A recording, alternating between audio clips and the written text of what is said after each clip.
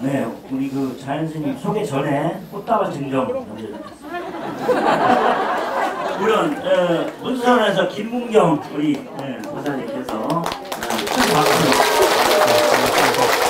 아이고. 또 한 분 계십니다. 우리 김우신 보살님, 강혜경 보살님, 김우신 보살님이 대표로 감사합니다. 네. 이제 마이크 자연스님한테 돌리겠습니다. 예예. 꽃다발은 이거 조금 내려주면 좋을 것 같은데. 예예. 네, 이게 카메라가 스님을 못 잡아. 꽃을 놓으면 꽃을 하려 하니까 꽃 쪽을 잡더라고. 아 진짜. 물론 뭐 꽃보다 스님이 우월하면 꽃보스가 그쪽을 잡을 수도 있어. 근데 저는 안 되더라고. 나는 안 되더라고요. 네. 저 할 때보다 사람이 되게 많이 왔는데.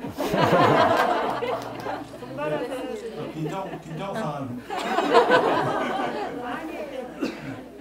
자, 우리 원재 스님을 귀하게 이렇게 모셨습니다. 원재 스님은 해인사에서 출가를 하시고 전 종정을 하셨던 우리 법정스님 당자분이시고, 그 다음에 청암사 수도암에 계속 계시면서 정진을 하시고, 그리고 이제 세계 일주도 하셨고, 그 다음에 책도 여러 권을 내셨고, 그 중에 하나를 우리 이제 오늘 오신 분들에게 이렇게 이걸 우리 보살님이 처음에 꽃봉양을 했던 우리 보살님께서 사람을 만나서 다 돌아가려고 모르겠네. 될까? 이거 예상인데. 그래서 개인적으로 제가 원재 스님을 굉장히 높게 평가하는 부분이 있습니다. 그거는 저는 원래 선불교 중심자이기 때문에 선과 관련해서 여러 스님들이 나와서 대중적으로 많이 말씀을 해주시기를 바래요. 그리고 지금은 이제 명상주의라고 하는 게 많이 흘러가고 있는데, 그 부분과 관련해서 한국불교가 조계종임에도 불구하고 제가 늘상 얘기하는 거 있어요. 불교는 원래 명상주의였고, 인도에서 출발할 때부터 명상이라고 하는 주특기를 가지고 시작을 했고, 그 다음에 중국으로 와서 이 조계종이라고 하는 거는 육조 해령 스님이 조계산 보림사, 광동성 조계산 보림사에서 법을 설하셔서 그게 이제 남종선입니다. 그러니까 명상 안에 또 다른 명상 종파가 조계종인 거예요. 그래서 조계종이 어떻게 보면 명상과 수행에 특화되어 있는 종파인데, 아이러니하게도 전 세계가 명상의 수요, 그 다음에 자기 개발, 자기 수행의 욕구가 가장 비등한, 우리가 산 세대 중에는, 지금까지 검토된 세대 중에는 가장 비등한 세대임에도 불구하고 한국 선불교가 지금 조계종이 크게 작동을 안 해요. 그리고 선종이 두 개입니다. 한국에 조계종만 선종이 아니고 천태종도 선종이에요. 이게 교종 선종 분류할 때는 천태종 선종입니다. 근데 천태종은 기도를 열심히 합니다. 기도를 갑자기 열심히 해요. 그래서 이게 이래서는 안 되겠다라는 생각을 해서 저도 여러 가지 작업들을 하고 있는데, 우리 스님이 나타나 주셔가지고 선에 대해서 이렇게 얘기를 해주니까 제가 굉장히 고맙게 생각을 하고요. 개인적으로는 굉장히 고맙게 생각하고, 앞으로 몇 분 정도만 더 나오면 이렇게 흐름을 좀 바꿀 수 있겠다. 개인적으로 굉장히 안 좋게 생각하는 것 중에 뭐 남방불교 윗바사나나 티베트 뭐 남림이나 뭐 티베트 수행이나 이런 것들이 나오는데, 그게 한반도에 최적화된 프로그램이 아니에요, 사실은. 그런데 우리가 그 부분을 제대로 대응하지 못하기 때문에 이런 문제가 생긴다라는 생각을 해요. 그래서 선원 스님들이 조금 더 마음을 내셔서 밖으로 이렇게 나오셔서 말씀을 해주시면 참 고맙겠다는 생각을 합니다. 그리고 그러한 흐름에 어떻게 보면 대표주자죠, 지금. 대표주자로, 그리고 또 뭘 또 기어댕겨. 대표주자고, 이게 앞으로 나오려고 해도 인물도 돼야 돼요.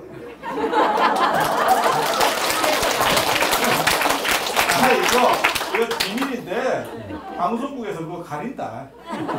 가린다. 그래서 인물도 되고 말도 되고 그 다음에 학벌도 되고 그 다음에 세계 여행을 다닌 여러 가지 경험도 되고 그래서 그런 것들이 다 섞여서 지금 시대에 어떻게 보면 수행과 명상이라는 부분에서 경종을 울릴 수 있는 게 아닌가 싶습니다. 그래서 여러분들도 우리 스님 말씀 잘 듣고 그 다음에 어떻게 보면 이정표를 삼고 그 다음에 수행문화와 관련해서 안 그러면 명상과 관련해서 자신을 한번 되돌아볼 수 있는 그러한 시간이 됐으면 하는 바람을 가져옵니다. 이상입니다.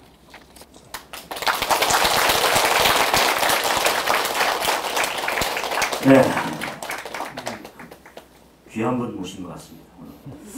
그럼 모두 청법가로 원제스님의 법을 청하는데요. 자리가 비켜와서 앉아서 법을 청하도록 그렇게 하겠습니다.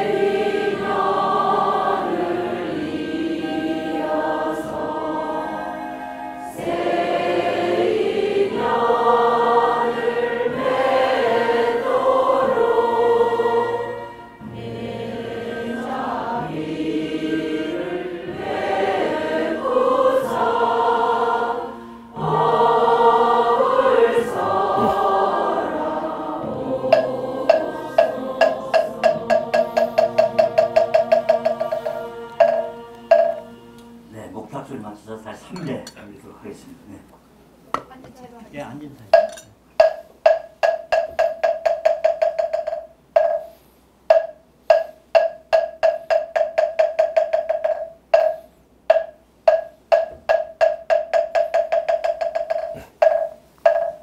네, 이제 죽비에 맞춰서 잠시 입정에 들겠습니다.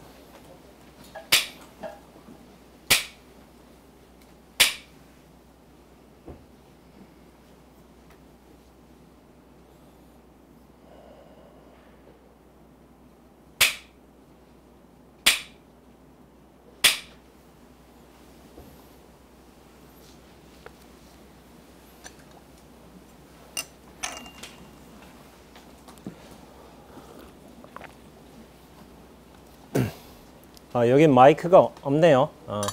그냥 바로 얘기하는구나. 마이크 나옵니다. 아, 나오는가요? 마이크로 유튜브에 바로 송출됩니다. 실내 마이크. 실내 마이크? 실내 마이크도 나와요? 아, 그렇구나. 예. 지금 들리는 것 같다. 예, 들린 것 같습니다. 예. 아유, 많이들 와 주셨네요.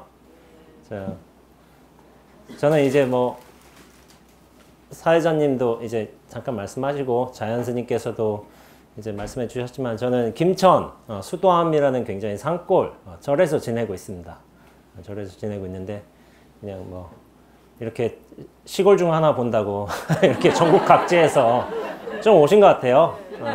그리고 대전이 여러분들 아시는지 모르겠지만 제가 대전 출신이에요.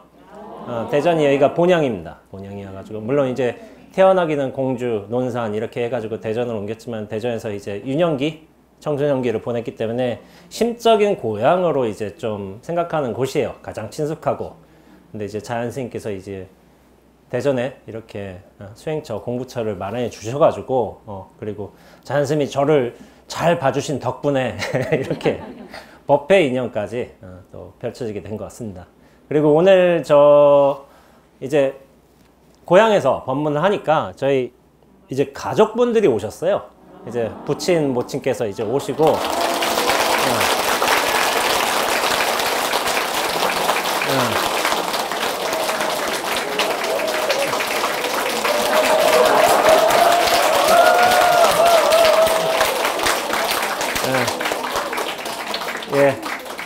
이모님 오시고, 이모님 어디 계시죠?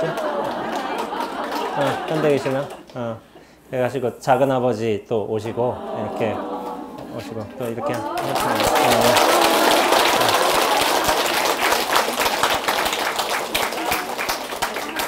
근데 제가 잠깐 법문에 앞서서 잠깐 여담을 하자면은 아마 제 세계일주 책을 좀 읽어보신 분들이 계실 거예요.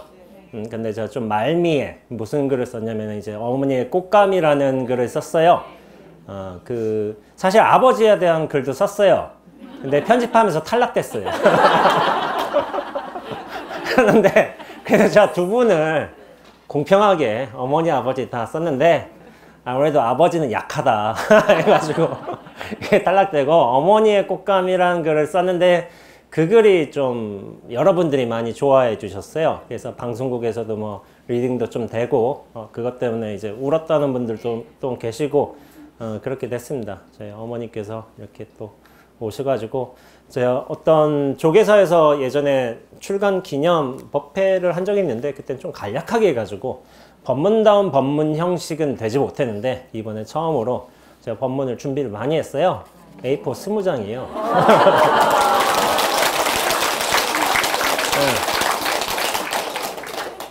3시간 잡을 수도 있습니다.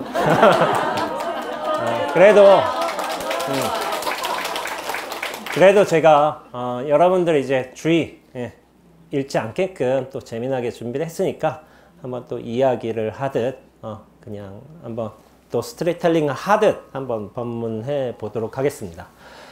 예, 제가 오늘 자연 스님으로부터 이제 받은 주제는 명상의 시대 한국의 선언문화에 관한 주제예요. 그래가지고 제가 이제 어제 싱글에서도 언급을 했지만은 제가 이거를 가지고 한 1시간 반이나 할 수 있을까 이렇게 생각을 했는데 준비하다 보니까 이게 2시간을 훌쩍 넘을 것 같아요. 제가 선언에 적을 두고 있으면서 또 이제 지금으로서는 제가 큰 방에서 더 이상 정진을 하지 않지만은 여전히 이제 선언에서 적을 두면서 제 관음전에서 좀 기도도 하면서 제 개인 활동 겸 공부 겸 수행 상담 겸 뭐 글 쓰는 거 그리고 노는 것까지 같이 하고 있습니다. 이렇게 하고 있는데 이 주제를 제가 전달받으면서 제일 먼저 생각난 책이 있어요.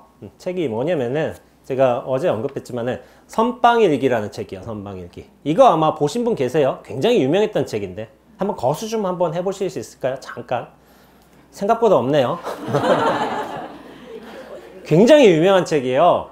저한테만 유명했나? 네. 이 책이 1973년 신동아에서 처음으로 연재됐어요. 23개의 에피소드로 해가지고 이제 연재가 된 책인데 이 지허 스님이라는 분이 쓰신 건데 그때 이게 굉장히 반향이 컸어요. 왜냐하면은 그 당시만 해도 73년만 해도 선원에서 스님들이 어떻게 사는지 그게 알려진 바가 없었어요. 그러니까 지금의 어떤 방송이라든지 뭐 유튜브라든지 해가지고 선원의 삶이라든지 스님의 삶 같은 게 영상 자료로서 되게 많이 나와 있지만은 그 당시에는 우리가 접할 수 있는 자료라는 게 어떤 잡지라든지 신문, 책 그 정도가 대부분이었거든요. 그런데 이것이 처음으로 이제 신동아 잡지에 연재가 되면서 그러면서 굉장히 반향을 끌었죠. 왜냐하면은 선방에 대해서 알려진 바가 없으니까. 그런데 또 이 글을 쓰신 분, 지허 스님, 아무래도 필명인 것 같아요. 필명인 것 같은데 이분의 어떤 글이라는 게 굉장히 철학적이고도 지적인 사유를 굉장히 잘 다뤘고 그러면서도 논리점기면서도 좀 담백한 문체 그리고 또 서양 철학에 대한 어느 정도 깊은 이해 그러면서 열정 그런 것들도 갖추어서 이 글이 굉장히 고품격의 글입니다. 제가 느끼기에는. 그래서 저는 출가 전에 이 책을 봤어요. 이 책을 봐가지고 이 책을 보고서 무슨 느낌이었냐면은 내가 갈 곳이다. 선방 이렇게 사는구나. 이렇게 하고서 굉장히 조밀조밀하게 봤어요. 이거를 어차피 내가 갈 곳인데 선배가 이렇게 살았구나 해가지고 이런 일도 벌어지고 이게 영 공부하는 데지만은 인간적인 일들도 이렇게 벌어지고 있구나 해가지고 굉장히 주의 깊게 봤었어요. 근데 이제 지허 스님이라는 이제 저자 관해서는 뭐 출판사 소개로서는 57년, 58년 사이에 출가했다고 알려져 있고, 그리고 구전에 의하면은 서울대를 좀 나오신 분으로 알려져 있어요. 그런 소문이 왜 돌았을까 했는데 문체가 그리고 알매의 어떤 수준이 굉장히 높으세요. 그러니까 학자층이야, 학자층. 배운 사람. 그런 층이고, 뭐 탄어 스님 문화로 출가했다고 했는데, 제가 조금 더 알아본 바에 의하면은, 그쪽에 공부를 하셨지만, 이제, 은사 스님은 이제 그쪽은 아니셨고, 다른 스님이었던 걸로 알고 있어요. 그러다가 57년, 8년에 출가를 했고, 62년, 63년, 1년 사이에 뭐냐면은, 강원도 정선의 정암사에서 20열이 떨어진 심적이라고 부르기도 했는데, 그 토굴에서 수행을 하셨던 거예요. 하셔가지고, 그때의 기록이 대한불교신문에 연재된 적이 있어요. 그랬다가 종적이 묘연하게 사라지셨어요. 1957년에 입적했다는 이제 진술이 있는데 갑자기 사라지신 거야. 입적하셨단 말도 있고. 그러나 이제 추후에 이 지허 스님이라는 분을 실제로 만나보신 스님들이 있을 거 아니에요. 그러니까 이를테면은 지성 스님이라고 해서 그 지허 스님의 사제되는 분 하고 만나가지고, 지허 스님은 사실은 본명이 지혜였고, 근데 이제 필명으로 지허를 썼다. 그리고 이제 축서사의 어르신이신 이제 무여 스님께서도 또 이제 지허 스님을 만난 적이 있으신 거예요. 당신께서 쓰신 이 선방일기하고 이제 또 이제 토굴에서의 생활기라고 쓰여진 이제 사벽이 대화라는 책이 있어요. 이 책도 아주 방대한 내용을 다루고 있습니다. 다루고 있는데 이거를 이제 갖고 다니면서 이렇게 하니까 그때 무여 스님께서도 뭐 단숨에 그렇게 읽어보셨다고 해요. 그러면서 그런 말씀을 하셨는데, 아무래도 돌아가셨다기보다는 아무래도 좀 세상으로 돌아가시지 않으셨을까, 환속을 하지 않으셨을까, 그런 경향이 더 클 것 같아요. 제 생각도. 근데 이제 제가 말씀드렸다시피 이 책이 굉장히 인기를 끈게 된 것은 73년, 70년대 선언에 대한 이해가 전무했어요. 거의 일반인들한테. 그런데 이것을 처음으로 소개한 글이기도 하고, 그리고 지적이고 예리하면서도 심도 깊은 문제의식, 그리고 뭐 시대에 대한 문제의식도 있는 거고, 그리고 서양 철학에 대한 이제 깊은 이해, 그리고 유려한 문체, 그런 것들을 갖춰서 어떤 저작물로서도 굉장히 좀 가치가 있는 책이었던 것 같아요.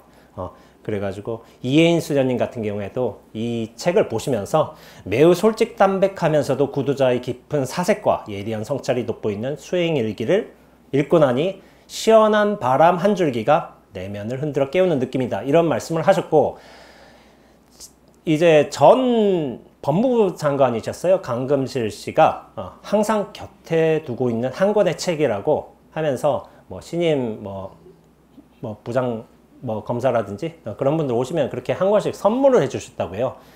그만큼 이제 좀 가치가 높은 책이에요. 가치가 높은 책인데, 근데 굉장히 수행에 대해서 우리가 동경을 하고 저런 이상적인 뭐랄까 진리 추구의 어떤 세계에 대해서 얘기를 하고 있지만은, 근데 이제 그렇게 엄숙한 분위기로만 나가는 책은 아니에요.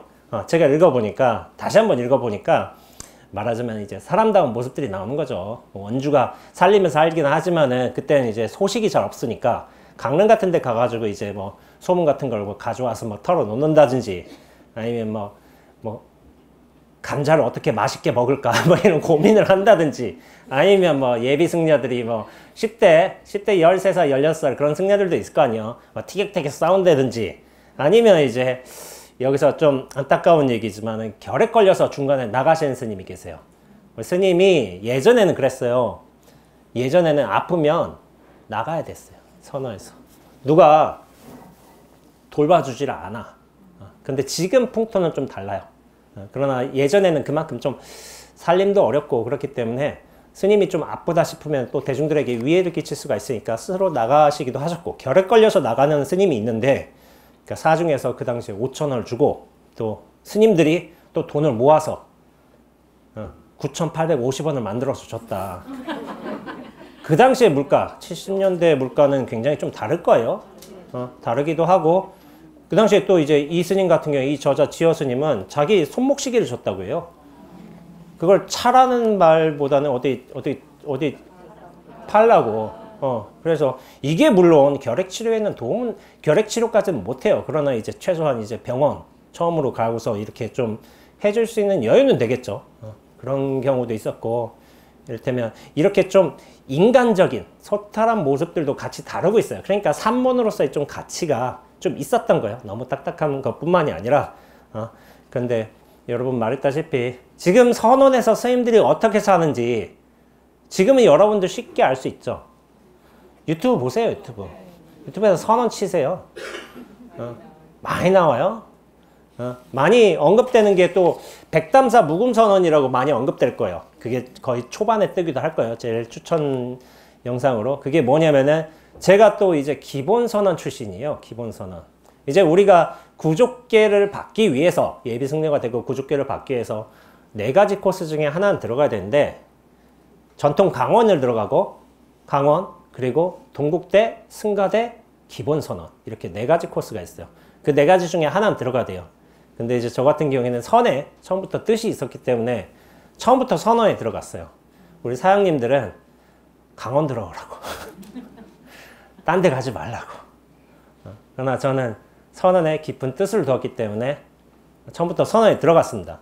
근데 이제 그 백담사 묵은선언이라는 다큐멘터리가 있고, 제가 2008년에 그 영상을 찍었어요. 저희가 백담사 있을 적에 찍었는데, 그 당시에 1년 동안 하한거 동한거를 찍고 난 다음에 2009년에 3월 달에 이게 영상이 나온 거야.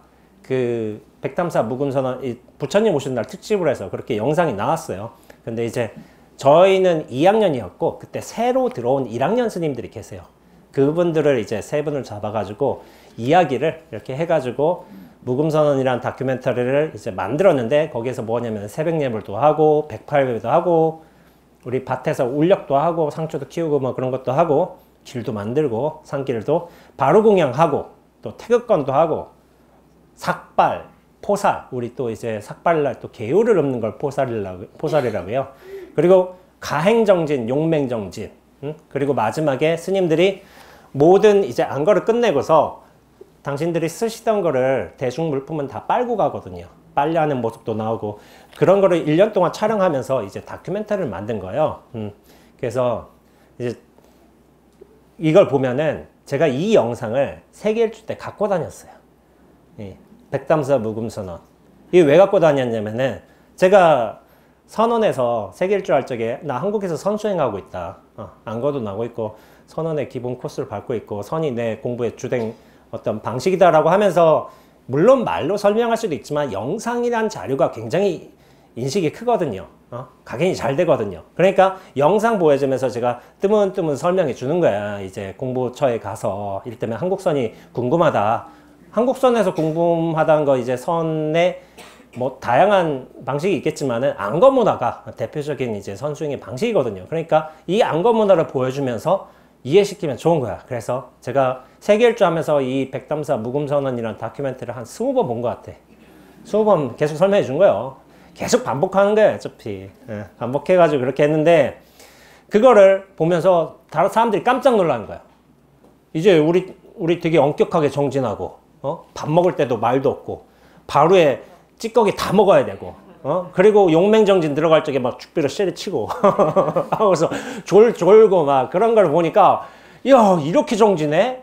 우와, 이렇게 한단 말이야. 그냥 마냥 고요하고 평온한 건 줄 알았는데, 한국인 종특이 있어요. 우리는 죽을 때까지 간다. 그런 게 있어요, 약간. 끝까지 간다. 이게 한국인 종특이에요, 제가 볼 적에는. 그러니까 그러한 수행의 모습을 보고 마냥 편안하고 평화롭고 안정적인 종교인 줄 알았는데, 우리 용맹정진을 보고서 많은 분들이 굉장히 좀 감탄을 했던 거야. 이렇게 잠도 자지 않고 정진하는 문화가 한국에 남아 있었다니. 이거를 굉장히 감탄을 했던 거예요. 그러다가 이제 저희가 결국 나왔잖아요. 백담사 묵음선언. 그러니까 저희도 시청을 했어요. 시청을 했는데, 그러니까 재밌을 거 아니야. 우리가 나왔는데 우리 다큐멘터리 나오고 있으니까. 단체로 신청했어요. 그러니까 TV 갖다 놓고서 신청하고서 막 대중들 보다가 백담사 묵음선언 22분 30초에 보세요. 웬 졸고 있는 수자 하나가 있는데 턱이 비치고 있어, 턱이. 야, 저거 내 턱이야. 내 턱! 하고서 사인해줄까? 나 KBS 나왔는데 하고서 턱이 나왔어요. 턱이. 그래서 내 턱이라고 막 자랑하니까 스님들 막 웃었죠. 그러면서 이렇게 했는데 최근에도 또 이제 대한불교 조계종 독립기본선언 한국 선불교의 맥을 잇다 해가지고 요즘 후배 스님들 저와 말하자면 한 13, 14년쯤 차이가 나는 그런 후배 스님들이 사는 모습을 또 한번 다큐멘터리를 찍어서 봤어요. 그런데 저희 살던 때하고 엇비슷하더라고요. 또 후배 스님이 또 찾아오셔가지고 저한테 선배 스님과의 대화 뭐 이런 걸 해가지고 저와 유튜브를 보면서 그 시대 13, 14년 전과 지금이 얼마만큼 다른가를 좀 얘기하면서 좀 대화를 했던 적이 있어요. 그래서 제가 유튜브 원재 스님의 스토리텔링 영상으로 올렸었는데 선배 이제 후배 스님이지만은 이제 연세는 저보다 선배세요. 연세는 저보다 한 10살 선배시더라고요. 10살 선배신데 제가 선배가 됐지만은 이게 좀 약간 늦게 출가를 하셔가지고 저는 이제 28살 때 출가를 했기 때문에 선배가 된 거죠. 그러면서 이제 좀 얘기를 하게 했는데 이 밖에 또 유튜브 영상 같은 데를 잘 살펴보면 여러분들 무문관이라는 것도 있을 거예요. 무문관 아마 좀 보셨을 거예요. 이렇게 스님들 각 방에 들어가고서 주지 스님이나 이제 서원장 스님이 문을 잠가. 이렇게 잠그고서 3개월 동안 못 나와요. 그게 3개월인 데도 있고 또 이제 무문관 형식에 따라서 6개월, 1년, 3년 이렇게 될 수도 있어요. 요즘엔 근데 3개월이 좀 많아요. 그럼 밖에서 걸어 잠가. 그러니까 그때까지 못 나오죠. 그래가지고 예전에 제가 한번 라이브로 언급한 영화가 있는데 삼사라는 영화가 있어요. 삼사라라는 이제 인도 티벳 영화인데 그쪽에 이제 어떤 동굴 같은 데 스님 들어가서 3년 뒤에 딱 이제 다시 이제 무문관 해체해가지고 이렇게 모시고 오는 그런 첫 장면이 있어요. 그러니까 3년 동안 이제 동굴에 갇혔으니까 막 수염도 잘하고 손톱도 막 잘하고 그걸 막 깎고 그리고 근육을 갑자기 못 움직이니까 이렇게 만지작 하면서 이제 서서히 풀어주고 그렇게 한 장면이 있었는데 그게 실제로 가능하니까 그런 영화가 나오지 않겠어요? 물론 이제 한국 선 전통에서는 되게 찾기 힘든 모습인데 티벳은 약간 신비로운 수행 문화가 있어요. 그렇기 때문에 그쪽에서는 가능할 수도 있겠구나 하는 생각이 들어요. 그리고 가장 최근에 상월선언이라고 천막결사라고 굉장히 유명했어요. 이제 전 원장이신 이제 자승 원장 스님께서 이제 좀 주도를 하셔가지고 이렇게 굉장히 이슈가 된 결사가 있었는데 천막결사 그거 혹시 보신 분 계세요? 뜨문뜨문. 저 여기 손 들라고 안 하는데 손 드셨는데. 저도 봤어요. 봤는데 저도 선언에 그 당시만 해도 20몇 한 거를 난 때였고 사실은. 그러니까 선언에 적을 두고 있으니까 선언 생활을 잘 알거든요. 근데 상월선언이라고 해서 천막결사 그렇게 어른 스님들, 중진 스님들이 그렇게 그 보일러도 안 들어가. 천막으로 지어가지고 그리고 일종식을 하게 되고 그리고 텐트 안에서 자고 굉장히 힘든 중이에요. 근데 이거를 저는 봤어요. 보고서 제가 느낌이 어땠을까요? 울었어요. 눈물 좀 나더라고요. 감격스러워가지고. 근데 이런 경우가 있어. 선언수자 선생님들이 자존심이 세. 자존심이 세서 당신들이 이를테면 3, 40한 거 낫다고 쳐봐. 근데 이제 저기 사는 선생님 중에 뭐 전통 수자가 아닌 선생님들도 계실 거 아니에요. 그러니까 약간은 저거에 대해서 이제 좀 안 좋은 시선을 갖고 있는 거지. 가짜다. 근데 이제 저는 모든 평가는 내가 직접 보고서 평가를 해야 돼요. 보지 않고 이거 평가하면 안 돼요. 저 선언 수자 출신이에요. 어떻게 사는지 알아요. 이미 20몇 한 거 나면 다 알아요. 아는데 제가 만약 지금 그렇게 난방도 안 되고 일종식이고 저렇게 고행스러운데 씻지도 못해요. 씻지도 못하고 저런 데 가서 정전화 저는 안 가요. 힘들기 때문에. 근데 저는 왜 감탄했냐면은 사회 종단에서 어떤 지도격이 있는 분들께서 다시 한번 발심해 가셔가지고 그런 거를 해낸 거야. 그리고 그 영상을 기록물로 남겨가지고 사람들한테 이렇게 회양을 했어요. 저는 그게 굉장히 가치 있는 영상이라고 생각을 했어요. 사람들은 그것에 대해서 의도라든지 결과라든지 어떤 순수한 발심이라든지 이런 걸 평가한단 말이야. 그런데 저는 그렇게 외면적으로 드러난 모습도 사실은 대단하다고 생각해요. 이게 저기 3일이다, 일주일이다. 좀 안 좋은 평가를 할 수 있겠지. 근데 90일 힘들어요. 90일 저는 못해요, 그렇게. 이미 편한 물에, 편한 거에 익숙해져가지고, 전 못해요. 근데 제가 초참이었으면, 참여하라면 참여했어요, 저는. 반드시. 왜냐면, 목숨 내놓고 해야지. 이 공부는. 당연한 거예요. 당연한 건데, 그렇게 이제 위치에 있는 스님들이 그렇게 하신 걸 보고서 저는 솔직히 말해서 감동을 받았습니다. 감동을 받았고, 이게 수자 자존심으로서 그렇게 평가하는 게 아니라 내가 그렇게 받았다는데 어쩌겠어요. 그러면서 이런 제가 여러 가지 안거에 관해서 얘기를 했지만은 선언에서 가장 중요한 건 안거예요. 안거를 보게 되면 이제 선언에서 한국 선문화가 어떻게 흘러가는지 가장 중심이 된다는 걸 알 수가 있죠. 근데 여러분들 아마 여기 선문화를 많이 아시겠지만은 하한거 동한거를 우리가 1년에 2번 하죠. 그렇게 하한거는 음력 4월 15일 날 시작해서 이제 음력 7월 15일 날 끝내요. 그리고 동한거는 음력 10월 15일 예, 시작하고 음력 이제 정월 15일 날 이제 끝내죠. 원래 이제 안거라는 문화는 서가모니 부처님 당시에 인도에서 이제 수행승들이 유행 걸식을 하다가 이제 우기가 와요. 우기가 오면 사실은 돌아다니기 힘들어요. 그런 현실적인 이유도 있고 또 계율상의 이유로는 이렇게 동물들, 초목들이 이렇게 땅에서 나온단 말이야. 그거를 밟아서 죽이면 안 된다는 그런 계율이 있기 때문에 어떤 특정한 장소에 머무르면서 수행정진을 하던 거를 안거라고 불렀어요. 외출을 삼가하고 한 군데 머무는 거죠. 근데 제가 이제 인도에, 제가 세계 일주 때 인도에 쭉 가봤지만은 우기가 이 남쪽부터 시작된단 말이에요. 저 남쪽부터 시작해야죠. 북쪽으로 서서히 올라와. 한 달 이렇게 쭉 해가지고. 그러면 비가 어떻게 오냐면 제가 경험해 보니까 하루 종일 오는 게 아니라 하루에 한 4-5번씩 와요. 스콜성으로 쫙 뿌리고 계속 오는 때도 있지만은 그래서 뭐 빠르 간지 막 그런 데 가면 여행자 거리예요. 그런데 가면 우기면은 지역이 안 좋아서 그런지 몰라도 비가 차가지고 쓰레기들이 막 뛰어다녀요. 떠다녀. 근데 막 가끔 쥐 같은 것도 이제 주먹만한 애들이 막 다니고 있고 그래요. 그러니까 돌아다니기가 힘들어요. 근데 우리는 동한거라는 게 있잖아요. 동한거 왜 있을까요? 네, 추워서요. 인도는 추워도 인도는 뭐 추위로 뭐 갑자기 뭐 2,000명 사망했다 하는 온도가 영상 2도 3도예요.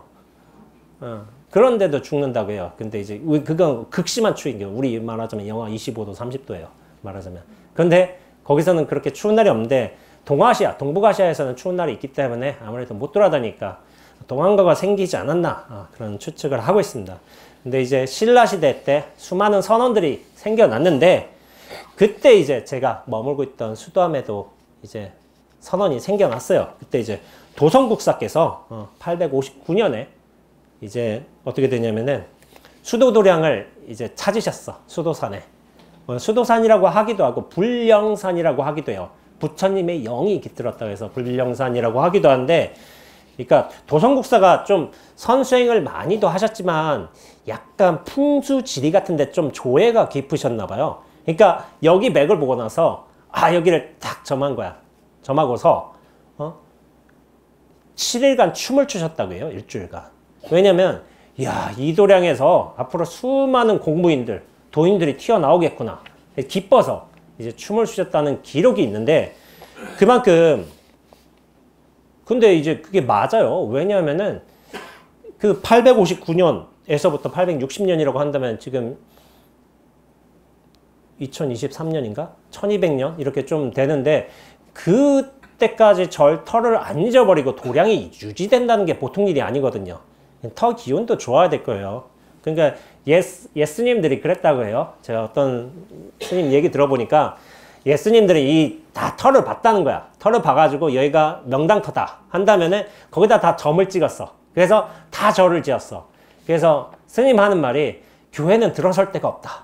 우리가 다 들어섰다. 근데 교회는 물론 산에 가지는 않아요. 도심에 당연히 있게 되고 우리가 명당타는 다 들어갔다 하고서 그런 말이 있기도 한데 그만큼 이제 수도함과 관련된 도인들이 굉장히 많으세요. 경어 스님, 오대산 도인인 또 하남 스님, 효봉 스님, 구산 스님, 저희 이제 은사 스님 법자전자 중창주로 하셨거든요. 1969년부터 72년까지 수도원 건물을 다 올리시고 선원도 개원하셨어요. 그런 스님이 계시고 또 보성 스님이라고 계시고 또 고우 스님 얼마 전에 입적을 하셨죠. 그리고 해국 스님 같은 경우도 이제 그 정각에서 3년 결사를 하셨어요. 그렇게 한 분이 계신데 수도함 아마 이거 아시는지 모르겠지만은 경어 스님하고 하남 스님하고 처음 만나신 인연이 수도함이에요. 수도함. 경어 스님이 당시에 51세셨어요. 51세. 근데 이제 그때 당시에 하남 스님께서 26세셨는데 그때 수도함에서 처음 만나셨는데 왜 인연이 깊냐면은 이제 경어 스님께서 이제 하남 스님에게 금강경 사구계를 좀 설하셨나 봐요. 이거를 이제 강의하시면서 그러면서 하남 스님이 무슨 일이 있었냐면은 안광이 호련이 열리면서 9세 때부터 가졌던 방고씨 이전의 인물에 대한 회의가 풀렸다라고 한 거예요. 방고씨라고 아세요? 방고씨. 저는 잘 모르는데 자연 스님 잘 아실 거예요. 근데 이제 방고씨라고 해서 어떤 우리 조상의 근원을 살펴볼 거 아니야.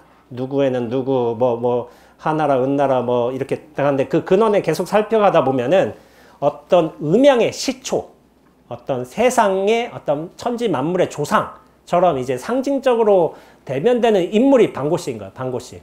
그러면은 의문을 가질 수도 있잖아요. 그럼 방고씨 이전에 누가 있었는데? 이런 의문을 가질 수가 있잖아요. 근데 하남 스님이 이것에 대해서 수많은 한학자들과 여러 어른들께 물어봐도 확실하게 대답해 주는 분이 없는 거야. 없으니까 이 의문을 품고서 계속 살아온 거죠.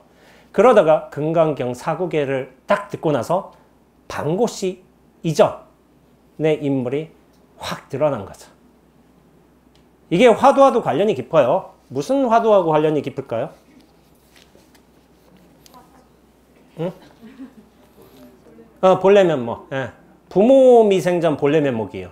내가 부모에게서 태어나기 전에 그럼 나의 면목은 무엇이겠는가? 우리가 부모에게서 태어날 때를 솔직히 기억도 못해요. 0세 때 기억한 사람 누가 있어요? 기억한 사람 없죠. 0세 때, 1세 때 기억한 사람 있어요? 없어요. 전 조금 신기한 경험은 있긴 해요.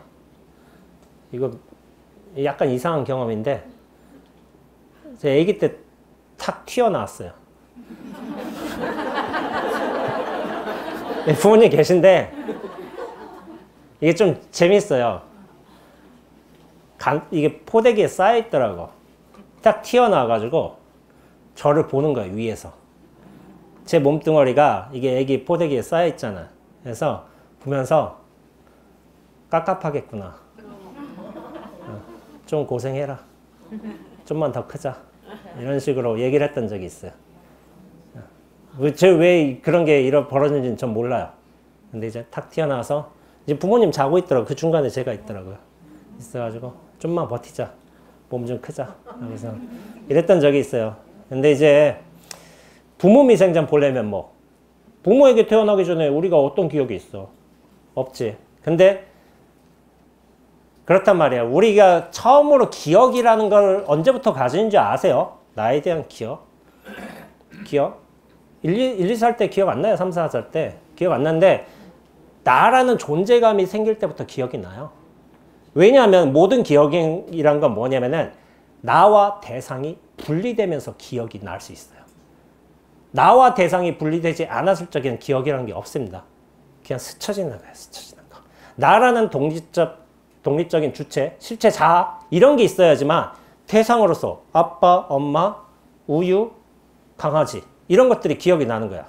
그러니까 우리의 기억이란 건 뭐냐면은 나란 존재를 상정하고 그것이 있을 적에 기억이 나는 거예요. 근데 부모 미생전 본래 면목 그것도 그렇고 방고씨 이전의 인물 그것에 대해서 의문을 품었는데 안강이 호련히 열렸다는 거야.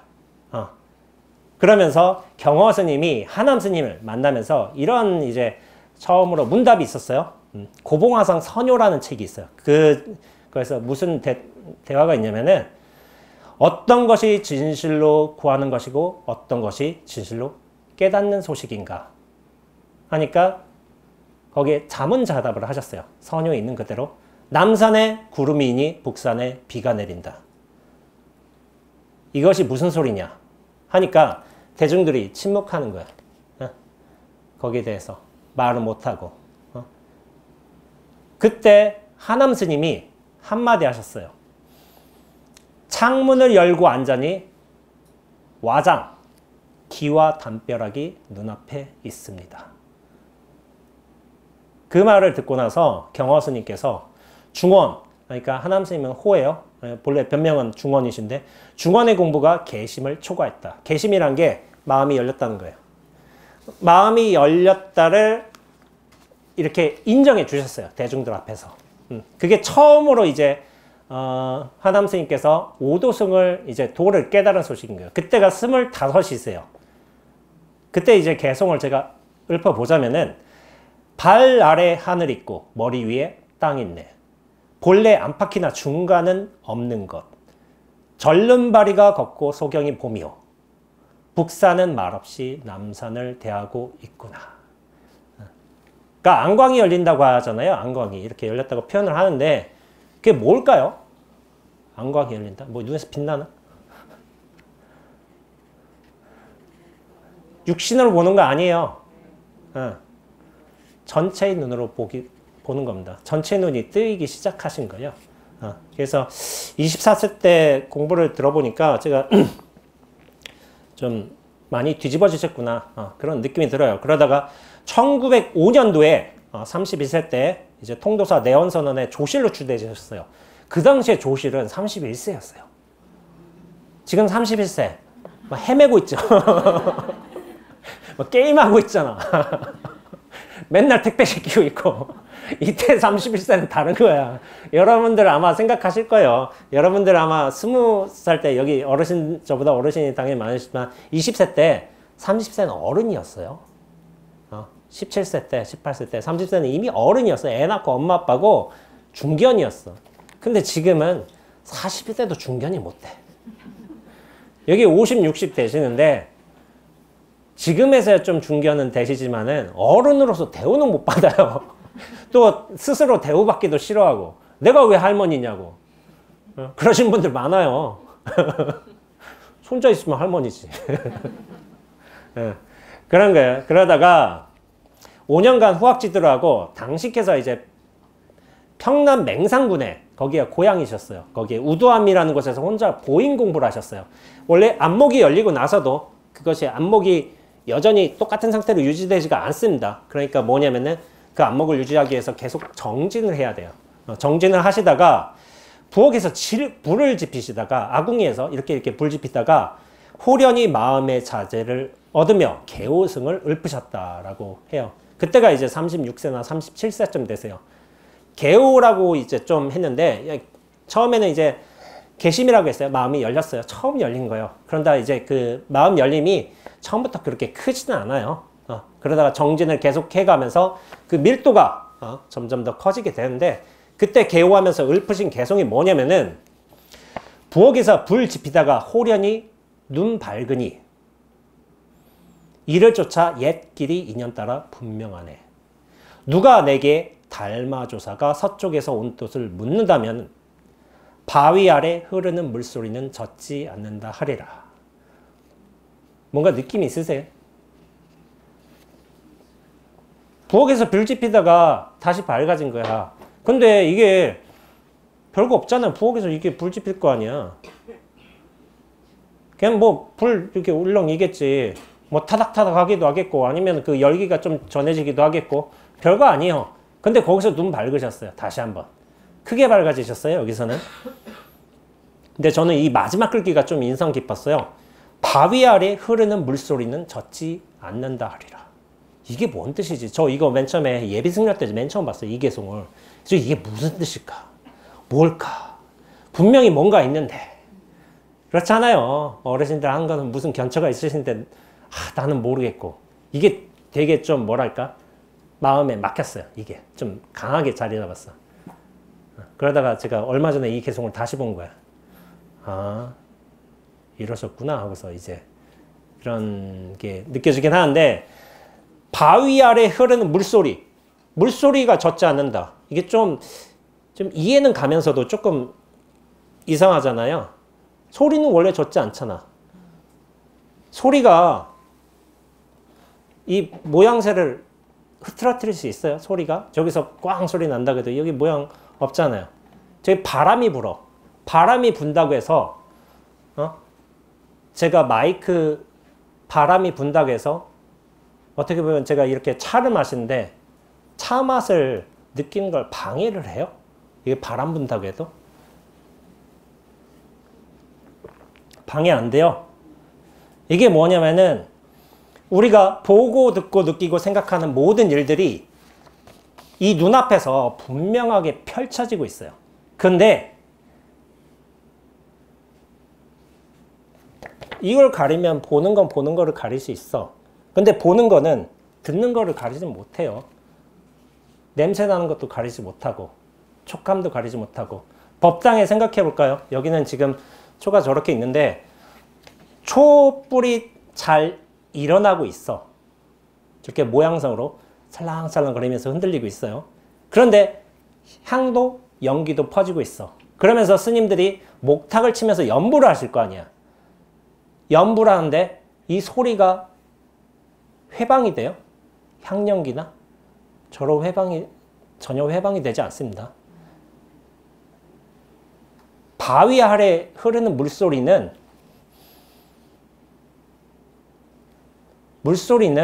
다른 소리에서 가려질 수는 있어도 물의 원래 특징은 적시는 거잖아요. 소리는 적시지 못해요. 근데 그게 이치적으로 설명되는 게 아니라 이걸 말하는 거야. 우리가 눈앞에서 실제로 보고 듣고 생각하는 모든 일들이 펼쳐지고 있지만은 서로 교섭하지 않는다니까요. 보는데 소리가 교섭을 해요? 냄새 맡는데 이런 촉감이 가려져요? 아니에요. 근데 이 눈앞에서 보고 듣고 느끼고 생각하는 모든 일들이 서로를 통제하지 않고 교섭하지 않고 방해하지 않고 분명하게 벌어지고 있어요. 이걸 말씀하셨다고 볼 수도 있어요. 이게 눈앞을 말하는 거예요, 제가.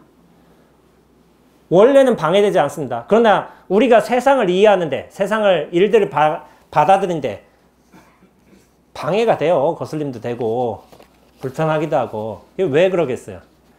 나가져서 그렇잖아. 나 하나 가지지 않으면 사실은 방해될 거 하나도 없습니다.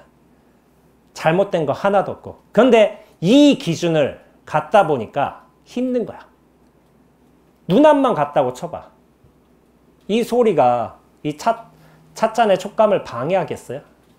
소리와 찻잔의 촉감은 동시에 있어요. 저 촛불도 그렇고. 근데 방해를 안 해요. 서로 분명하게 나타날 뿐이지. 하남 스님은 처음도 그랬고 개호도 그랬고 눈앞이 분명하게 나타나신 겁니다. 나타났는데 눈앞이 나타나는 조건은 되게 쉬워요. 나 하나 벗어나면 돼요. 이 실체성, 중심성 이거 하나 탁 벗어나면 눈앞은 분명하게 드러나고 있습니다. 근데 우리가 언젠가부터 나로 갇혀 살았어. 여러분들 제가 얘기했잖아. 1, 2세 때 기억한 사람 없다고. 그때는 나란 존재가 없었어요. 존재가 없기 때문에 실체가 없기 때문에 기억도 없어요. 실체가 있으면 대상을 상대로 해서 우리가 경험치를 이해하고 그리고 그것들을 기억으로 쌓기 때문에 과거가 기억이 돼. 근데 뭐냐면 1, 2세 때 자아가 생기기 어느 전까지는 우리는 세상과 하나로 있었대도 원래 눈앞으로서 존재했어요. 바람, 찬바람 보면 시원하고 배고프면 울고 똥 싸면 축축하고 그래서 또 울고 그렇게 살았어. 자연스럽게 살았어. 근데 그게 잘된 일도 아니었고 잘못된 일도 아니었어. 내가 잘한다 못한다 그런 것도 없어. 그냥 상황이 그러니까 여실하게 그렇게 반응을 한 거야. 근데 뭐냐면 나라는 기억이 생기면서부터 이게 나야. 저게 남이야.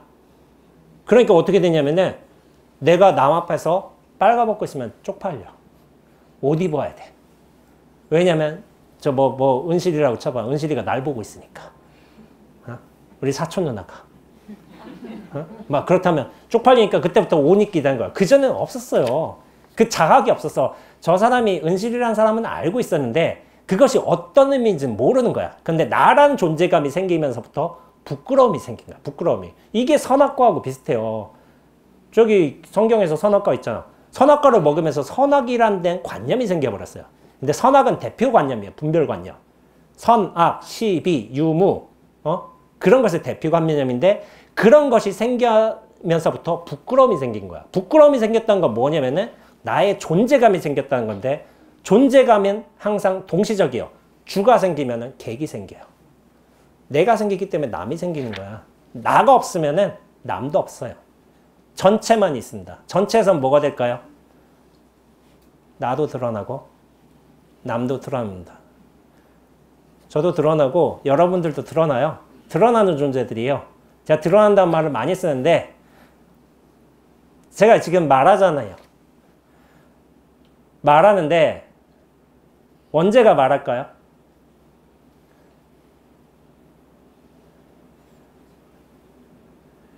전체가 하나의 인연을 빌려서 말하는 거예요. 전체가. 인연을 빌려서. 이런 몸뚱이란 인연, 입이라는 인연, 생각이라는 인연.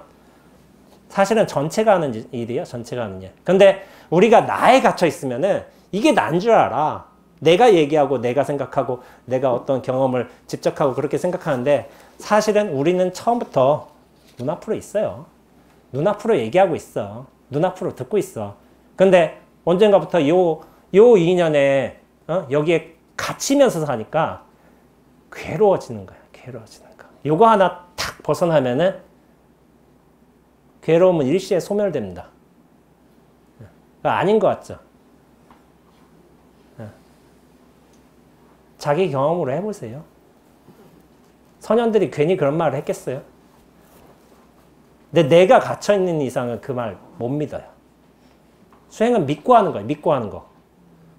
성현들이 그러한 자리를 갖다 그런 대자유를 얻었다. 믿고 하는 거예요. 그거 증명할 수 있어요? 없어요.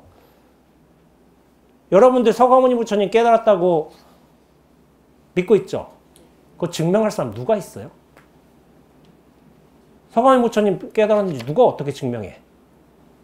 증명 못한다니까요? 근데 뭐냐면은 믿어야 돼. 믿어야지만 내가 부처님의 가르침을 받고 수행하면서 저런 대자유를 얻게 되면서 그제서야 알게 되는 거예요. 그 믿음이 시작이에요. 시작. 저런 분은 저렇게 가셨구나. 우리 선지식들께서는 저렇게 대자유를 누리셨구나. 내가 믿어야지만 갈 수 있는 거야. 그런 거는 자기 경험으로서 증험할 수밖에 없어. 이거 객관적 사실로서 증명 못해요. 이런 거. 그런데 그때서야 비로소 눈앞으로 돌아간다면은 여기가 본래 자리였구나. 우리가 원래 안심해야 될 곳이구나. 이런 것을 스스로 알게 되는 거예요.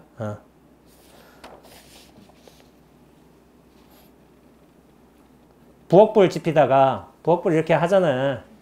뭐가 있겠어요? 불이 일렁이겠고, 그러면서 뭐 장까지 하면서 탁탁 소리 나겠고, 그러면서 좀 따뜻한 느낌도 오겠죠.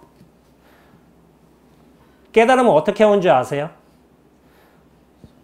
관세음보살이 뭐 나타나가지고, 보살님이 나타나가지고 뭐 주고, 뭐 꽃 주고, 뭐, 그런 일로 오는 경우도 있겠지만은, 저는 잘 보진 못했지만은, 보고 들을 때 옵니다. 보고 들을 때. 서가모니 부처님 어떻게 깨달으셨어요? 새벽별 보고 깨치셨잖아요. 서산대에서 어떻게 깨치셨어요? 다구는 소리 듣고 깨치셨어요. 아무것도 아닌 데서 와요. 근데 뭐냐면은 보고 듣는데 이게 뭐냐면은 진리가 원래 그렇게 들어온다는 거예요. 보고 들음으로써. 원래 그렇게 들어와요. 그런데 우리는 나 안에 갇혀 살잖아. 이 존재에 갇혀 살잖아. 그냥 내가 보고 듣는 아무것도 아닌 거야. 근데 사실은 나중에 저 경봉스님 개송을 얘기하겠지만은 진리가 들어온 거예요. 진리가. 근데 나에 갇혀서는 이게 진리인지 몰라. 그냥 번뇌가 들어오고 좀 더 이쁜 거 들어왔으면, 좀 더 좋은 음악 소리 들어왔으면 이렇게 생각하지만 사실은 진리가 들어온 거예요. 그 부엌에서 이게 아궁이 불 때잖아. 타닥타닥. 그 소리 듣고 깨친다니까요. 경봉스님 어떻게 깨치셨어요? 야반 삼경에 촛불이 일렁이는 거 보고 깨치셨어요. 촛불이 살랑살랑 움직였어. 우풍이 불었나 보죠. 근데 왜 우리는 저 촛불이 일렁이는데 왜 못 깨칠까? 저 같이 일렁이고 있는데 새벽 3시가 아니어서 그런가? 외풍이 없나? 하고서 준비가 되면 됩니다. 준비가. 비워져 있는 준비가 되면은 인연은 곧장 진리로 다가옵니다. 근데 내가 준비가 돼 있지 않기 때문에 그래요. 내가 비워져 있으면은, 확 비워져 있으면, 통로로서 확 비워져 있으면은 진리가 보고 듣고 느끼는 대로 그대로 들어와요. 근데 이거를 비워야지만 그런 경계가 펼쳐져요. 눈앞이 확연하게 드러납니다. 저 하남스님 이거 제가 어디서도 본 것 같은데 시각하고 본각이 똑같다는 말이 있어요. 그 다른 경전에서 나오는데 대승기실론인가論소에서 나오는데 똑같아요. 시각 처음에 각하고 본래 있는 각하고 똑같아요. 근데 뭐가 다르냐면은 시각은 힘이 없어. 처음이야. 그리고 처음 열려봤어. 힘이 없어가지고 그걸 유지하기가 힘들어요. 유지한다고 내가 노력해서 되는 건 아닌데 내려놓을수록 유지가 돼요. 자연스럽게. 근데 뭐냐면은 시각과 본각이 똑같은데 밀도가 차이가 나요. 눈앞의 밀도는 확연히 달라집니다. 개호할 때는. 개호할 때는 달라져가지고 눈앞의 밀도가 높아지면 더 이상 흔들리지 않습니다. 내가 보는 게 아니라 눈앞이 보고 듣고 느끼고 생각해요. 근데 나란 인연을 거쳐. 이걸 활용해 가면서.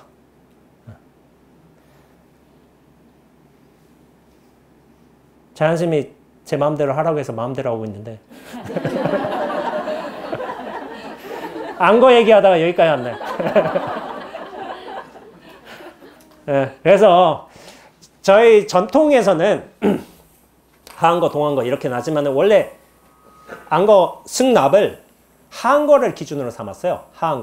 하한거를 기준으로 삼아서 하한거를 어떤 정법 승려의 나이라고 했어. 정법의 나이. 그렇게 해가지고 그때를 범랍으로 인정했어요. 범랍. 동한거가 아니었던 거야. 근데 제가 예전에 이제 선화에서 정진한 수자쌤들, 어른쌤들 기록을 하다 보면은 하한거, 동한거 하다 보면은 안거가 2개가 있잖아. 공부가 어떤 안거가 잘 될까요?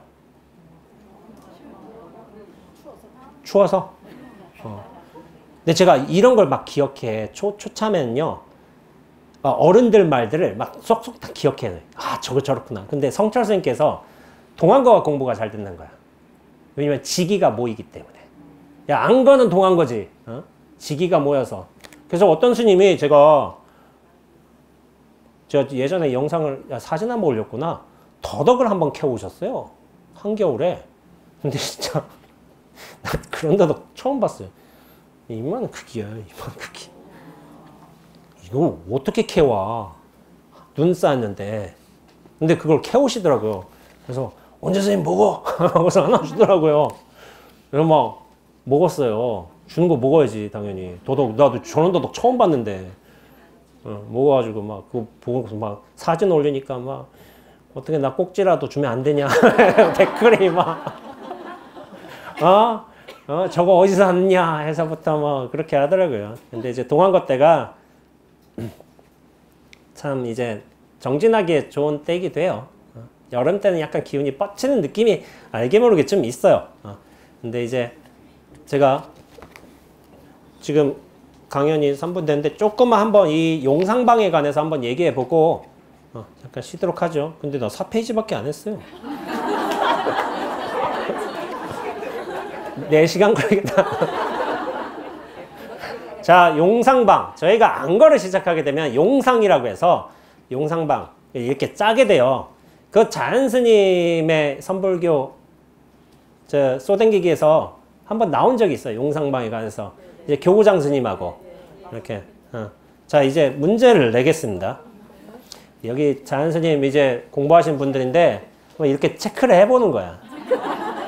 자, 용하고, 용상이란 게 용용자하고 코끼리 상자예요. 방이란 게 모르겠어요. 용상인데, 자, 용상이 무엇을 뜻할까요? 용상. 용하고 코끼리를 뜻할까요?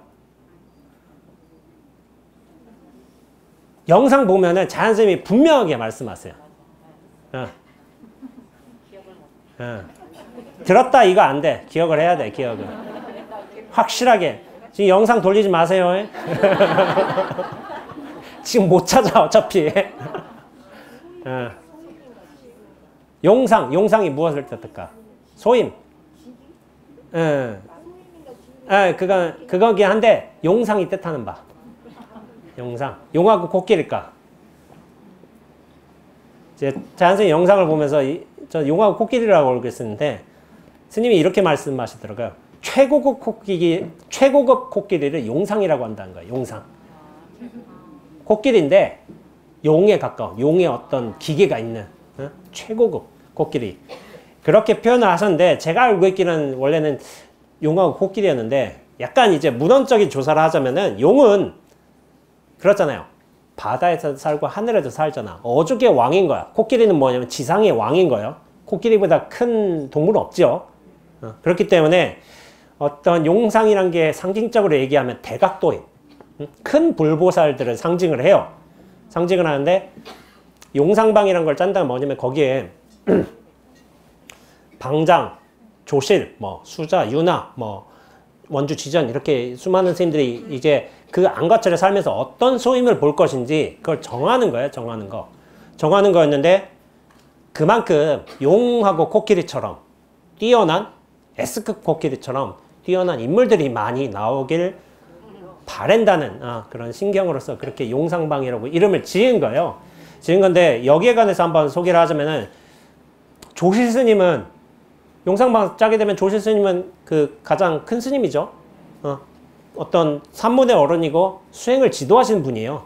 근데 총림에서는 이를테면 뭐 해인사, 법보 총림이라든지 뭐 송광사 같은 총림에서는 뭐냐면 방장이란 분이 계세요. 조실이라는 분보다. 방장이 원래 총림이란 게 이제 저 나무가 빽빽하게 우거진 듯한 모습을 이제 그렇게 스님들이 모여서 정진한다 해서 그 총림이라고 부르는데 강원하고 선원하고 유런이 있어야지 이렇게 세 가지가 있어야지 총림으로서 어떤 지위를 가질 수가 있어요. 거기에 이제 최고 어른은 방장이에요. 방장. 그러다가 수자는 이제 수행의 모범이 되는 방장 이외에 어떤 큰 스님을 또 둬요. 선언해서. 그러니까 여러분들 많이 아시겠지만 봉암사에서 입적하신 정명스님이라고 계세요. 예. 그 정명스님께서 봉암사 직함이 수자셨어요. 수자. 당신께서 이제 조실로는 안 올리셨어요. 이렇게 추대를 하려는 분위기도 있었다고 뭐 말은 드려요. 근데 이제 수자로 그렇게 머물러 계셨고 유나 같은 경우에는 선언에서 이제 승려 질서유지 포살 담당한다고 하고 있고 이것이 이제 선방일기에도 좀 나와요. 나오지만 제가 약간 부가적으로 설명하자면은 병법은 법을 진다 해가지고 이제 큰 법당의 재반 시식하고 기도를 담당하는 스님을 병법이라고 해요. 그러다가 입승이란 말 많이 들었죠? 한자 어떻게 쓰는지 아세요? 세울리자에 줄승자 써요. 이거 좀 설명을 해드릴까? 줄을 세운다는 거예요. 근데 이게 의미가 잘 이해 안 되시죠? 입승은 대장이잖아. 말하자면 죽비 들고서 딱 판결을 할 수 있는데 줄을 세운다? 이거를 이렇게 생각하면 돼요. 예전에 목공 어떤 건축 같은 거 일할 적에 무슨 일이 있었냐면은 예전에는 지금은 그렇지 않은데 이렇게 줄에다가 먹물 입혀가지고 이렇게 탁 튕겨가지고 자를 부분을 자르는 게 있었어요. 예전에는. 그러니까 먹물을 입힌 거야. 그래서 줄을 탁 튕겨가지고 하면 그 선이 딱 남잖아. 그에 맞춰서 딱 자르잖아요. 그러니까 뭐냐면은 기준을 세운다는 거예요. 기준을 세운다. 입승. 그 줄승을 그렇게 해석하면 좋아요. 그래서 기준을 세우는 분. 원칙이 서는 분. 여기서 모든 결정이 끝나요. 입승은 안거가 시작되면 죽비를 받아요. 죽비를 받는데 죽비는 어떤 판사의 망치하고 똑같아요. 그래서 죽비를 3번 치면은 여기서 모든 게 시작하고 끝나고 어떤 일에 결정을 한다면 죽비 딱딱딱 시작하면은 내리면은 판결이 되는 거예요. 안 바뀌어요 거기서. 그러니까 방장이나 조실, 수자, 뭐 요즘 사람들은 주지가 가장 큰 스님으로 알고 있잖아요. 주지스님이 큰 스님. 아니에요. 그냥 주지는 소임이야, 소임. 살림하는 씨는 제일 책임자를 주지라고 하는데 그 입승이 어떤 결정을 하게 돼 있어요. 그러다가 주지는 행정 사무 업무에 총괄하는 스님. 큰 스님의 의미는 사실은 아니에요. 근데 이제 각 사찰에 조시라고 이제 유나 수자가 그렇게 없으니까 총림에만 있으니까 주지가 되는 거고, 원주는 사중 살림살이를 담당하고, 지전은 각 정각의 불공을 담당해요. 불공. 지객은 손님 안내를 해요. 지객. 객을 모신다 해가지고 손님 안내인데, 혹시 망월사에 가신 분 계세요? 망월사 가보신 분? 의정부 망월사. 천중선언. 제가 그쪽에서 공부를 좀 많이 했는데요. 제가 있을 당시만 해도 이제 허담 스님이라고 계셨어요. 선원장 스님 겸 주지 겸 이렇게 했었어요. 하셨는데 허담 스님이 참 대단하셨어요. 항상 방암록에 소임을 올리잖아. 그럼 주지로도 안 올려요. 선원장으로도 안 올려요. 항상 지객으로 올리셨어요. 지객. 내가 손님들을 보살펴 드린다. 대단한 자비보살이셨어요. 당신이 주지신데도 선원장인데도 내가 객승들을 잘 보살펴 드린다. 이 역할을 가지고 그런 항상 지객으로 말씀하셨어요. 지객. 그러니까 되게 수자들의 신망이 굉장히 두터웠어요. 제가 살 때만 해도 다리가 그렇게 아프신데 법당에서 삼배를 못 하시는 거예요. 무릎이 아파서. 근데 뭐냐면 매일 산에 내려가. 왜냐면 선원 수자들이 안거를 놔야 되는데 공약물이 없으니까. 맨날 나가서 맨날 1시간 올라오고 절을 못 하시는데. 그러면은 우리들이 딱 우리 합한 스님들 제 해종심하고 저하고 이게 지켜보면서 아유 선원장 스님 또 나가신다 하고 절을 못 하시는데도 그렇게 나가시더라고요.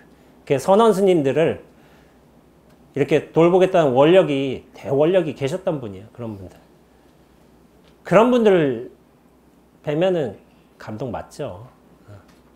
실제 삶도 그렇고. 그런 분들이 계셨어요. 그리고 이제 시자. 조실스님, 주지스님 시봉하는 이제 다른 예비승려라든지 비구가 있을 거 아니에요? 그래서 시자라고 했고, 저 같은 경우에는 2011년도에서 12년도까지 해인사 태설당에서 시자를 했어요. 근데 이제 큰 스님 시자라고 하긴 좀 애매해. 왜냐면은 그때 당시에 저희 노장님께서는, 은사스님께서는 조계종 종정이라는 직함을 맡고 계셨어요. 종정의 시자는 그냥 시자가 아니야. 종정 예경실의 사서라는 직함을 가져요. 공식 직함인 거야. 그냥 어느 암자의 뭐 시자다 그런 개념은 아니었어요. 그렇게 하고 다각 같은 경우에는 이제 차하고 이제 뭐라지 음식물들을 좀 관리하는 제일 합한 스님이에요. 적어도 이거 한 4-5번 한 것 같고, 명등은 도량내 불 끄고 키우는 것 그런 거를 하게 되고, 헌식은 사시불공호 영가들을 위해서 음식 공양을 하는 분을 헌식이라고 해요. 그리고 화대는 아궁이 불 때는 거, 목욕물 같은 거 데우는 거 그런 역할을 하게 되고, 불 때우는 걸 많이 했는데 요즘에는 화대가 달라졌어요. 역할이. 불을 안 때워요.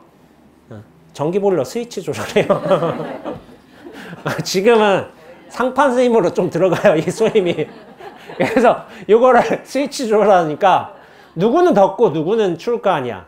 그 중간을 잘 맞춰야 돼. 근데 이제 상판이다 보면 말을 못해 잘. 스님 너무 추운데요. 더운데요. 그렇게 하는 게 지금은 상판 소임으로 들어가요. 그러다가 이제 수두 같은 경우에는 식수 관리를 하는 분이고, 그리고 욕두 같은 경우는 목욕탕 청소를 해요.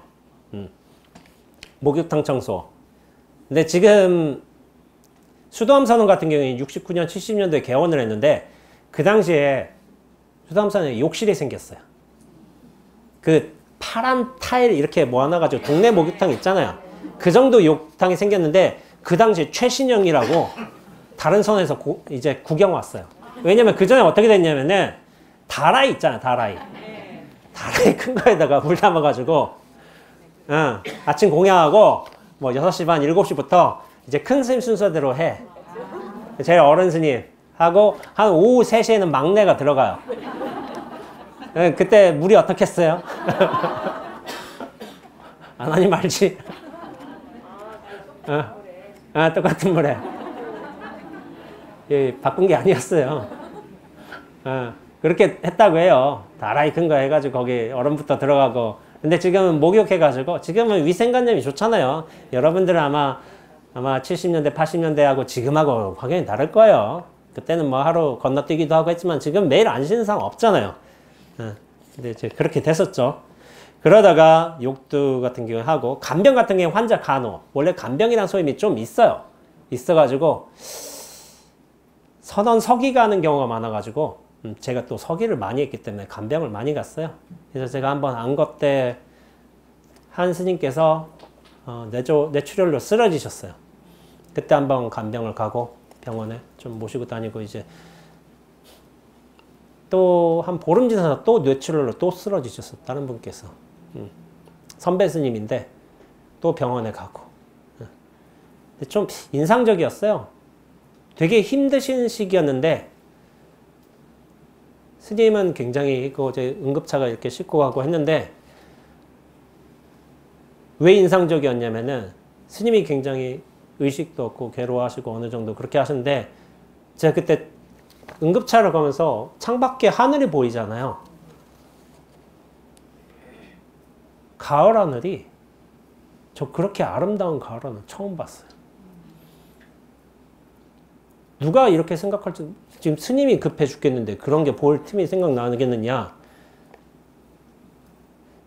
근데 저는 그게 가장 제가 보았던 아름다운 가을 하늘이었어요. 사람의 해석이 그렇죠. 이런 급한 상황이면 그렇게 보이지 않아야 된다. 그건 해석이에요. 가을 하늘과 뇌출혈은 교섭하지 않아요.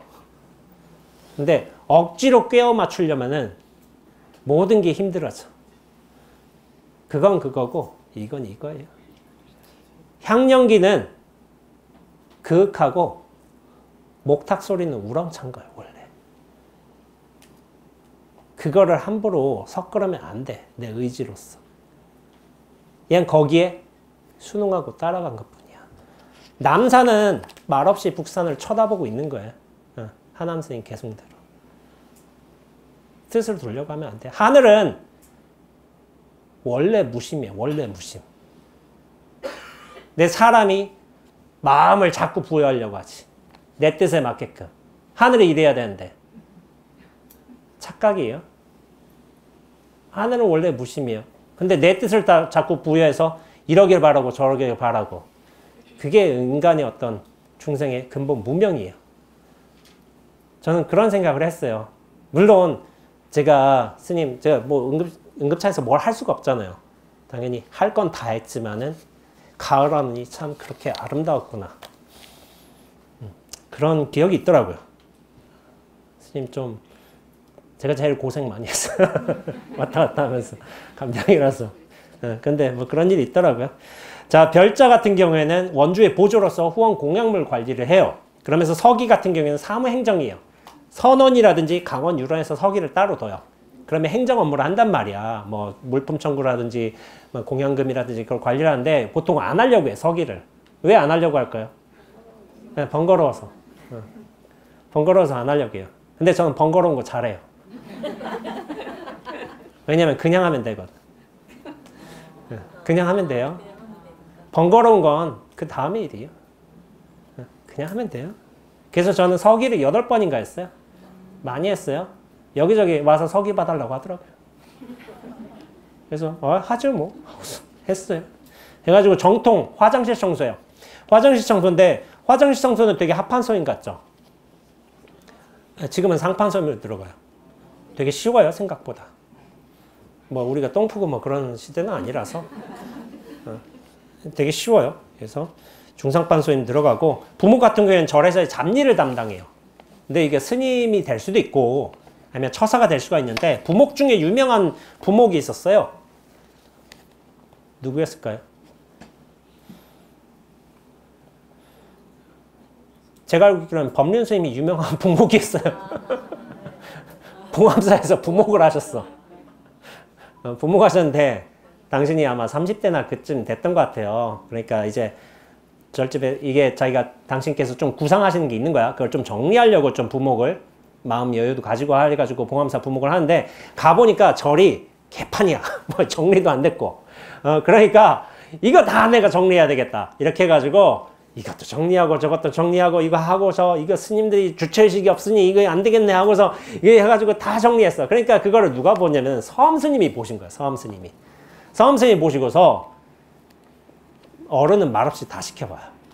예, 말 안 해도 저희 은사스님도 그렇더라고요. 다 알고 있더라고요. 깜짝 놀라요. 어른은 다 봐요. 안 보여도 다 보는데 법륜 스님이 그렇게 뻘뻘 땀 흘려가면서 일하니까 어떻게 되냐면 막 장작을 패고 있는데 서엄 스님이 지나가면서 쓱 한마디 하신다. 쓱. 뭐라고 말씀하셨을까요? 자네 없이도 이제까지 봉암사 잘 있었네. 그래서 이런 말씀하신 거야. 그러니까 사실은 당신께서는 법륜 스님은 뭔가 정리하려고 좀 여유를 가지려고 이렇게 하는데 일에 집중해서 일에서 헤어나지 못한 거야. 그러니까 그거를 알아보신 거죠, 어르신은. 그러면서 이거에 대해서 제가 얘기를 한 적이 있어요. 예전에 주인의식과 손님의식이라고, 객의식이라고. 우리가 주인으로서 모든 일을 다 처리하는 것도 맞아. 그러나 뭐냐면은 서엄 스님이 말씀하신 거는 네가 그렇게 안 해도 봉암사는 여여하게 여전하게 잘 지내왔다고. 너가 모든 걸 다 해결하고 바꾸고 생각하지만은 봉암사는 여전히 그렇게 똑같이 지내왔다고. 이걸 넌지시 일려주신 거예요. 그러니까 뭐냐면은 우리는 주인이 되라. 주체가 되라. 이런 의식을 되게 많이 받았어요. 야, 네가 중심이 돼야지. 주체가 돼야지. 근데 뭐냐면은 여러분들 생각해 보세요. 이런 말 있기도 하지만 뭐 지구별 여행자 뭐 이런 말 있기도 하지만은 여러분들 이 세상에 손님으로 왔다는 생각은 안 들어요, 혹시? 나 주체로 왔다. 이건 다 이해를 해. 근데 나 여기 별의 손님이야. 이 세상의 손님이야. 이 생각 못 하세요, 혹시? 응, 하죠? 응. 근데 간혹 하지 잘은 못해요. 응. 자꾸 주체로 사는데 우리가 익숙해졌어. 나로 사는데 되게 익숙해졌어. 근데 뭐냐면은 손님이에요, 우리는. 어떤 의미에서. 손님을 제가 다른 식으로 표현하지만 통로예요, 통로. 진리가 드러나는데 이런 통로로 기능한 것 뿐이야. 진짜 주인 여기 있어요. 여기 있는데 자꾸 나를 진짜 주인으로 착각하는 거야. 그러니까 전도가 된 거죠. 진짜 주인 여기 있는데, 눈앞으로 있는데, 나는 통로인데. 근데 이제 우리가 의식을 가져야 될 건 뭐냐면은 진공묘유처럼 아니면 응무소주 이생기씨처럼 모든 건 눈앞이 진공이 응무소주가 사실은 다 근원으로서 자리 잡고 있고 어떻게 되냐면은 인연에 따라서 우리가 역할을 하는 거예요. 주인 역할. 이런 인연이 오면은 배가 고프면은 좀 한번 귤도 까먹고 이렇게 좀 졸리면 잠도 자고 그리고 저 사람이 좀 빨래를 개고 있으면 같이 한번 개주고 그런 역할을 하는 거예요. 인연 따라서. 역할을 하는 건데 서엄 스님이 말씀하신 건 뭐냐면 주인의식이 너무 사로잡혀 있으니까 이건 뭐냐면은 균형 잡기야. 균형 잡기. 모든 거는 주인이냐 객체냐 진공이냐 묘유냐 너무 한쪽에 쏠려 있어. 근데 보통의 중생들은 현실과 어떤 실체에만 좀 쏠려 있어요. 그렇기 때문에 스님들이 그렇게 선정을 닦으면서 공도리를 알아야 된다고 그렇게 강조를 하는 거야. 왜냐하면 이게 균형이 안 잡혀서 그래요. 묘유가 현실처럼 실체처럼 이렇게 드러난 거야. 근데 사실은 묘유는 무엇과 함께 가야 되냐면은 진공과 함께 가야 돼. 항상. 언제? 이게 중도의 원리예요. 성성, 적적, 성성, 응무수주, 이생기심, 공적, 영지. 이게 두 개가 같이 돼야 되는데 우리가 영지라든지 성성이라든지 이런 거를 너무 실체화, 나를 중심에서 실체화하는데 너무 익숙해져 있다 보니까 그것을 균형 잡기 위해서 어쩔 수 없이 손님의식이라는 그런 거를 어른들이 툭툭 던져주시는 거예요. 그러면서 여기서 법륜스님 한번 크게 깨어나시죠. 탁 해가지고 그 자리로 탁 돌아오는 거예요. 일에 매여 있었어요. 일에. 대상이잖아요. 대상. 저 일을 내가 처리해야 되고 저거 못했고 그러면 저중은 저거 안 하고 뭐 이런 생각이 나올 거 아니야. 이거 싸우기도 하고 뭐 이거 향로가 위로 가는 옆으로 가야 되지 막. 어? 그러니까 이런 실체와 현실에 매여 있기 때문에 우리가 중간에 어떤 균형점을 잡기 위해서 큰 스님들이 공돌이를 말씀하셨다 이런 식으로 생각하면 되고 여기서 잠깐 이제 쉬었다가 다음 시간 강연 가도록 하겠습니다.